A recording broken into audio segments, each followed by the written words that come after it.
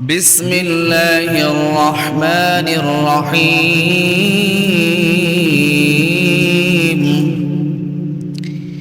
ومن الناس من يشري نفسه ابتغاء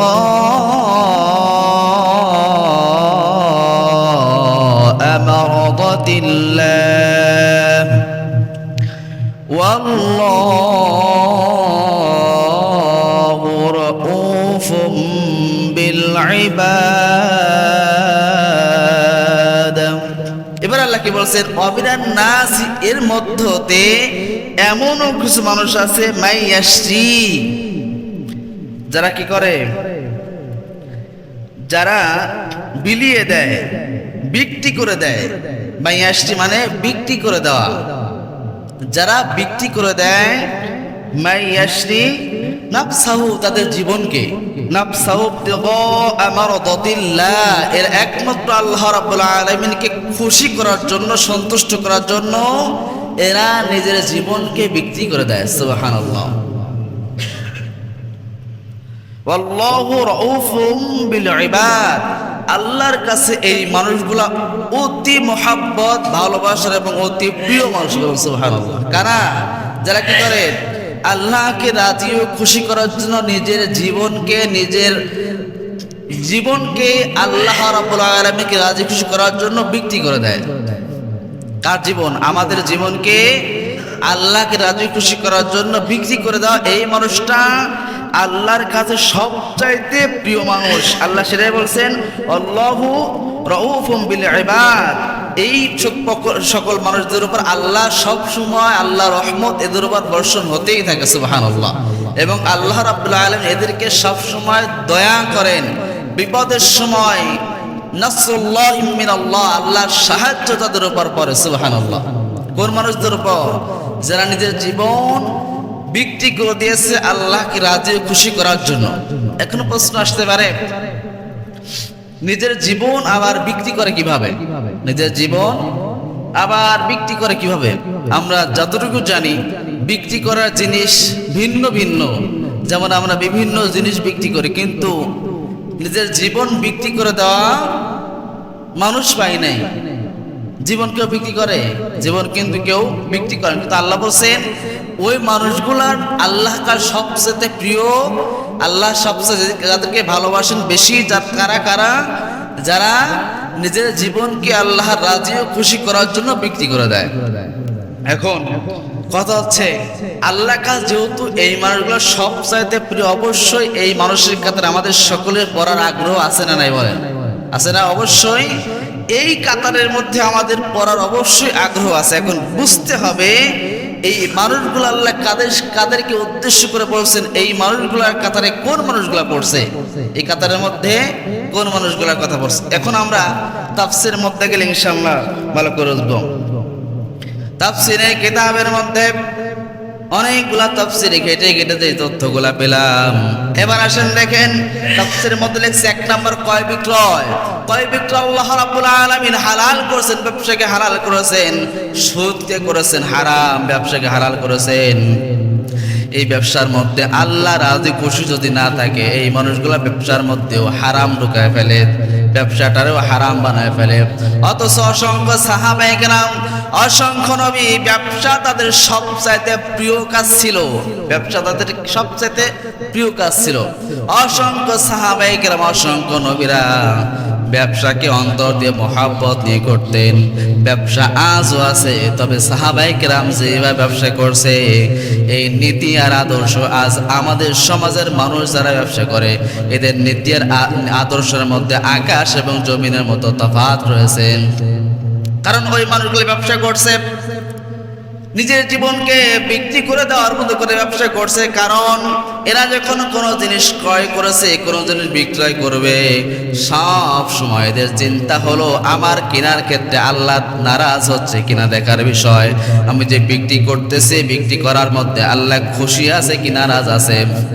যদি দেখছে এই বিক্রি করার মধ্যে, এই কেনার মধ্যে আল্লাহ নারাজ আছে, ওই বিক্রির মধ্যে যদি কোটি টাকাও তাদেরকে দেওয়া হয়, কোটি কোটি টাকার অফারও যদি তাদেরকে করা হয়, সমস্ত অফারকে তুলিসাৎ করে দিয়ে একমাত্র সততার উপর যদি 1 টাকা লাভ হয়, যদি লাভ না হয় সমান সমান হয়, এরপর ওইটাই সাহাবায়ে কেরাম বেছে নিয়েছেন। সুবহানাল্লাহ।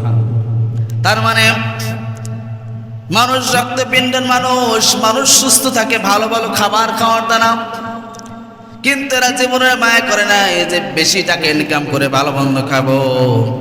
দুনিয়ায় ভালো থাকার জন্য যেমন মানুষ যেটা মনে করে টাকার প্রয়োজন, কিন্তু এরা মনে করে না দুনিয়ায় সুস্থ থাকার জন্য আল্লাহর দয়া আর মায়ার প্রয়োজন।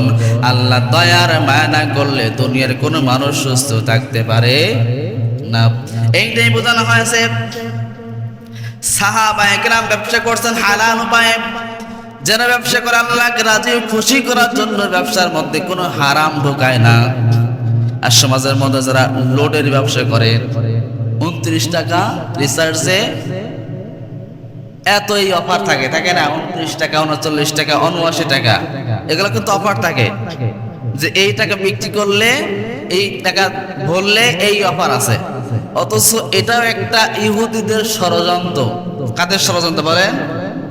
এই বোঝেন নাই? যারা ব্যবসা করে, ফ্লেক্স লোডে ব্যবসা করে, এরা বলে না যে 29 টাকা দিলে এই অফার আছে, 39 টাকা দিলে এই অফার আছে, 79 টাকা দিলে এই অফার আছে, আছে না? এগুলো হচ্ছে ইহুদিদের ষড়যন্ত্র। কেন 40 টাকা অফার দেওয়া যায় না, 80 টাকা অফার দেওয়া যায় না, মাঝখানে 1 টাকা কম কেন? তার মানে হচ্ছে ব্যবসাটা আল্লাহ হালাল করছেন। যখন ব্যবসা হচ্ছে 29 টাকা রিসার্চে এত মিনিট, ঠিক আছে, এখন আপনি কি করতেছেন? 29 টাকা দেওয়া যায়? অত ভাঙতে ভাঙতে কই পাবেন? আপনি কি করতেছেন? 30 টাকা দিচ্ছেন, উনি আর ব্যাগ দিচ্ছে না। অথচ আপনি কিন্তু 1 টাকা ব্যাগ পান এবং আপনার উপর এটা অধিকার আছে ওই 1 টাকা নেওয়ার। কিন্তু যখন আপনি 30 টাকা দিলেন, ওকে 1 টাকা ব্যাগ দিবে? এটা হারাম। কি এটা? হারাম, স্পষ্ট হারাম।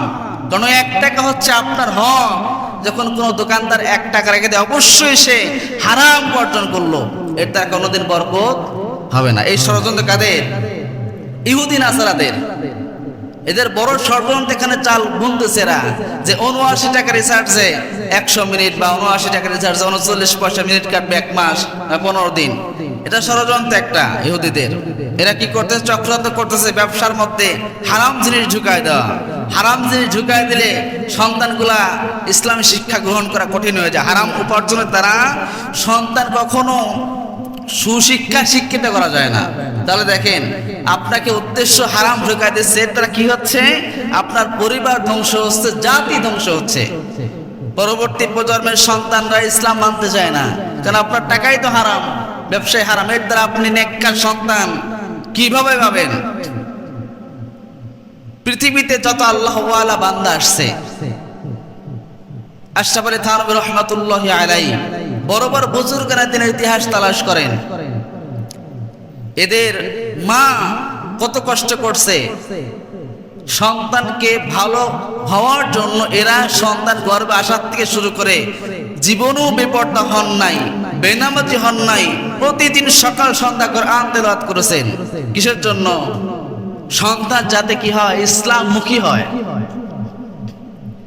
অথচ আজ আমরা হারামে ভরপুর, খাওয়ার মধ্যে হালাল নাই, নামাজের খবর নাই, বেপরদা, বেহায়াপনা, বেলজ্জাতিপনা ছড়িয়ে পড়েছে। আর আমরা কই আল্লাহ আমার সালাত তো খারাপ হইলে কেন? বলি না?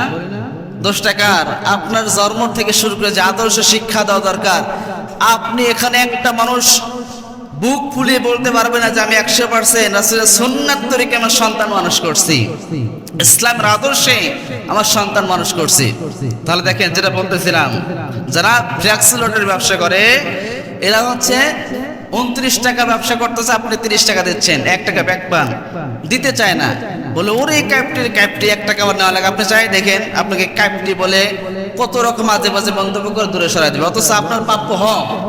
এবার আসেন, আপনি দোকানদার থেকে একটা জিনিস ক্রয় করছেন, দোকানদার থেকে এখন আপনি পেঁয়াজ হোক বা কাঁচা তরকারি যাই ক্রয় করছেন, সেখানে আপনার বিল হয়েছে মনে করেন 76 টাকা।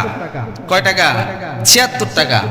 তো উনি মনে করেন, একটা উদাহরণ, উনি আপনাকে দিয়েছে 75 টাকা, আপনি কয় টাকা পান? কথা বলেন, বুঝতেছেন তো? কয় টাকা পান আপনি? 1 টাকা। কারণ আপনার মালের হিসাব হয়েছে কয় টাকা? 76 টাকা। আপনি ওর থেকে টাকা পাচ্ছেন হচ্ছে 76, আপনাকে দিয়েছে কয় টাকা? 75 টাকা রেখে 1 টাকা আপনি ওর থেকে এখনো পান। তা আপনাকে 1 টাকা দেয় না। আপনি যদি বলেন ভাই আমি তো এখনো আরো 1 টাকা পাই, আপনাকে কি কি দিবে জানেন? দিতে চায় না। যদিও একটা চকলেট দেয়, আছে না দোকানদার, অনেক দোকানদার চকলেট রাখে, একটা চকলেট দেয়। তাহলে উনি একটা চকলেট দাম কয় টাকা রাখলো? একটা চকলেট কয় টাকা রাখলো? 1 টাকা রাখলো। তা আপনি ওনাকে 100টা চকলেট নিয়ে দিয়ে বলবেন ভাই 100টা চকলেট নেন, 100 টাকা দেন, দিবে? যদি আপনি তাকে কি করেন 100 টাকা দেন, 100টা চকলেট ক্রয় করে নিয়ে ওকে বলেন ভাই আপনি যেহেতু 1 টাকা পিস চকলেটের দাম রাখছেন, তা আমার 100টা চকলেট আপনাকে দিলাম, আপনি আমাকে 100 টাকা দেন, দিবে? তাহলে কি চকলেটের দাম 1 টাকা? চকলেটের দাম 1 টাকা না। উনি কিনছে হয়তো 70 পয়সা বা 75 পয়সা বা 80 পয়সা দিয়ে একটা চকলেট কিনছে।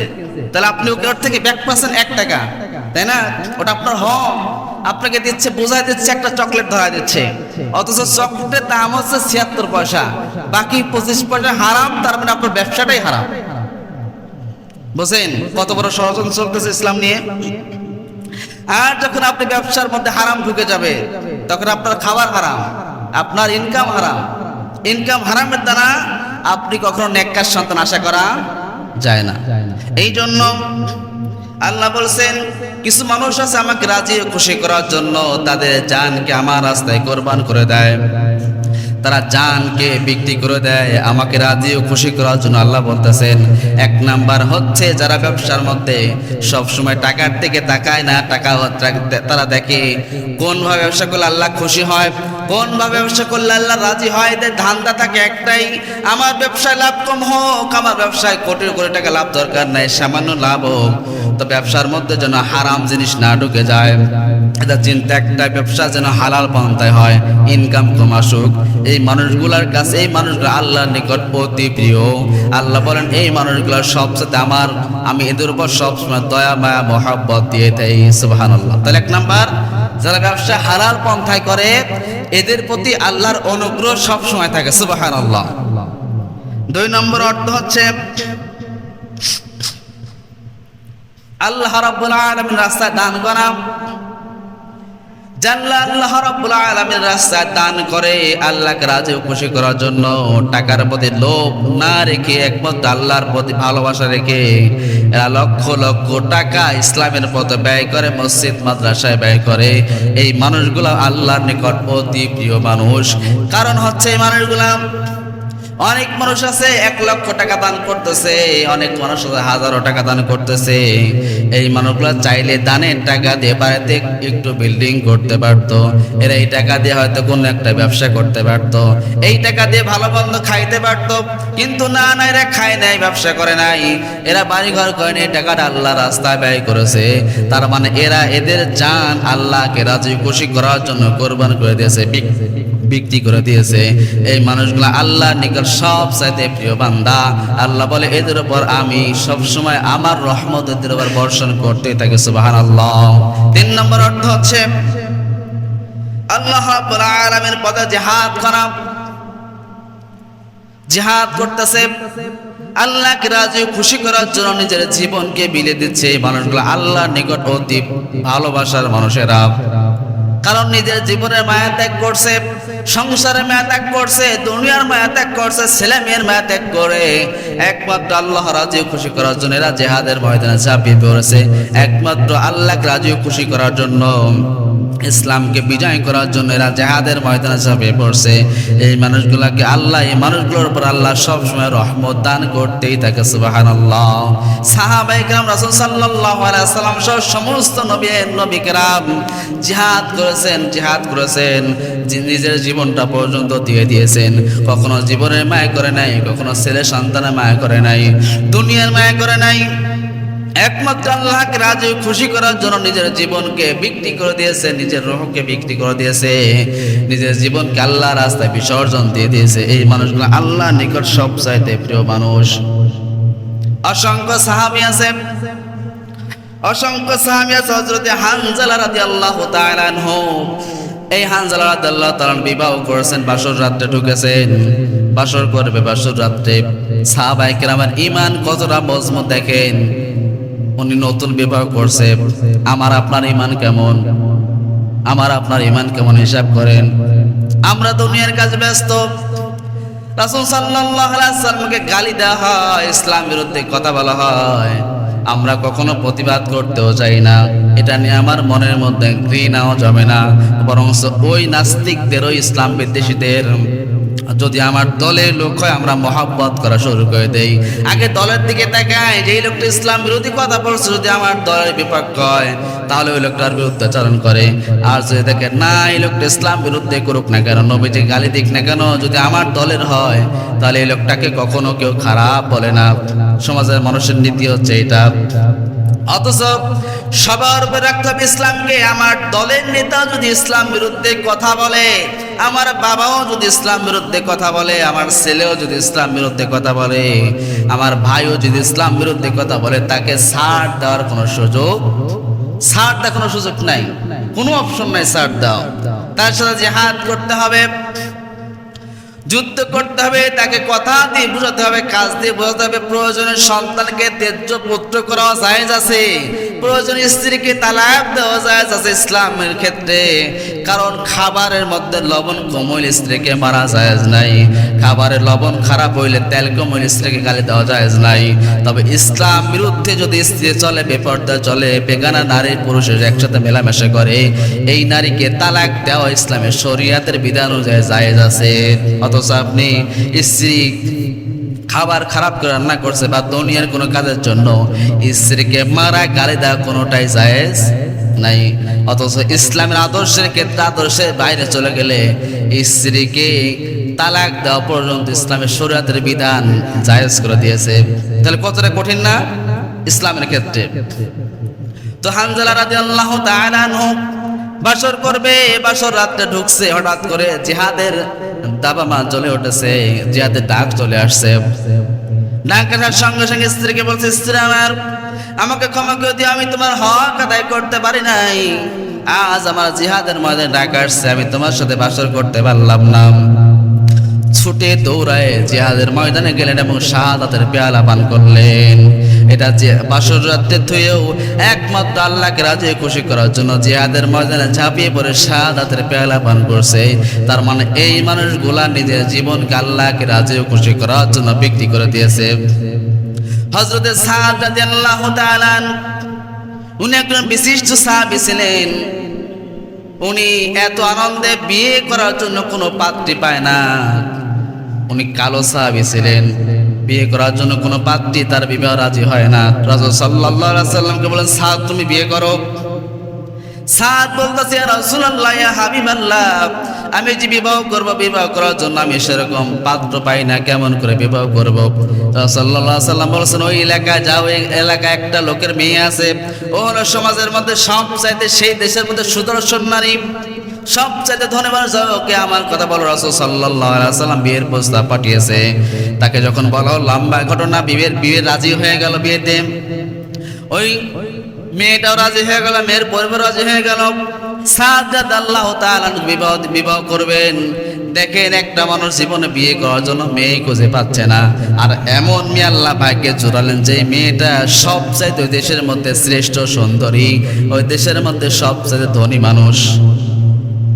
এত একটা ভালো মেয়ে পাওয়ার পর, এত সুদর্শন মেয়ে পাওয়ার পর, এই সাদ রাদিয়াল্লাহু তাআলা আনহু বিবাহের সরঞ্জামাদি কেনার জন্য বাজারে চলে গেলেন। যাওয়ার পর বিবাহের সরঞ্জামাদি কিনতেছেন, হঠাৎ করে শব্দ আসলো জিহাদের ময়দান। রাসূল জিহাদের ময়দানে ডাক দিয়েছে। উনি জিহাদে মানে বিয়ের সমস্ত জিনিস কেনা শেষ, এখন বাড়িতে চলে যাবে বিয়ের আয়োজনের জন্য। ওই ডাক শুনে সাদ রাদিয়াল্লাহু তাআলা আনহু এক দোকানদারকে বলল, ভাই, আমার বিয়ের সমস্ত সরঞ্জামাদি নিয়ে আমাকে একটা তরবারির ব্যবস্থা করে দেন। সমস্ত বিয়ে জিনিসগুলো বিক্রি করে দিয়ে একটা তরবারি নিয়ে জিহাদের ময়দানে চলে গেলেন। গিয়ে জিহাদের ময়দানে গিয়ে শাহাদাতের পেয়ালা পান করছেন। এই মানুষগুলাই হচ্ছে নিজের জীবনের চাইতে আল্লাহকে বেশি ভালোবাসছেন, আল্লাহকে রাজি খুশি করার জন্য নিজের জীবনকে আল্লাহ রাস্তায় বিক্রি করে দিয়েছেন। এরা হচ্ছে আল্লাহর প্রিয় বান্দা, এদের উপর আল্লাহ সব সময় রহমত বরকত নাজিল করেন, সব সময় আল্লাহ বরকত দান করেন। মুতার যুদ্ধে রাসূল সাল্লাল্লাহু আলাইহি সাল্লাম জিহাদের ময়দানে যান। মুতার যুদ্ধ যাওয়ার সময় রাসূল সাল্লাল্লাহু আলাইহি সাল্লাম যুদ্ধে যাওয়ার আগে সেনা প্রধান সেনাপতি নির্বাচন করে দেন।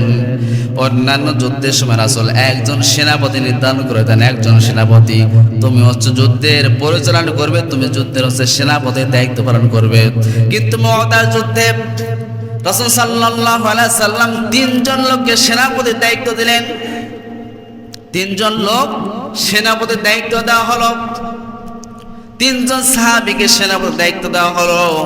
অন্যান্য যুদ্ধের সময় একজন সেনাপতি দেওয়া হয়, কিন্তু মুতার যুদ্ধে তিনজন সেনাপতি দেওয়া হলো।